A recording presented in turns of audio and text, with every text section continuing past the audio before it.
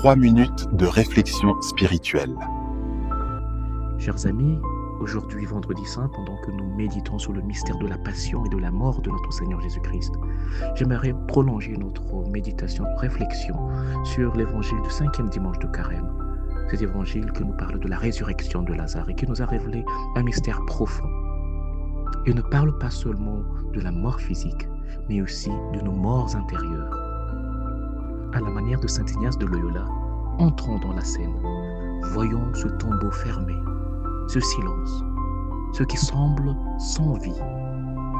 Ce tombeau, c'est parfois le nôtre, nos blessures, nos peurs, nos attachements, tout ce qui nous enferme intérieurement. Et Jésus arrive. Il ne se précipite pas. Il respecte le temps de notre cœur. Puis il s'approche et il pleure. Le Christ pleure avec nous.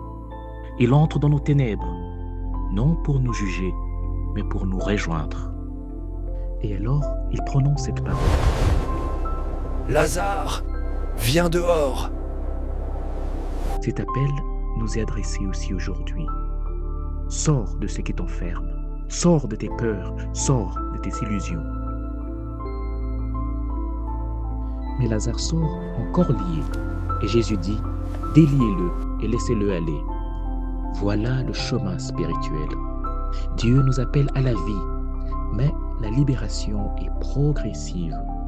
Comme dit saint Ignace de Loyola, c'est un chemin de détachement intérieur pour devenir libre et disponible à Dieu. Chers amis, le Christ ne vient pas seulement améliorer notre vie, il vient nous ressusciter intérieurement. L'éveil spirituel, c'est entendre cette voix en nous. Viens dehors et découvrir que même dans nos ténèbres, la vie est déjà là.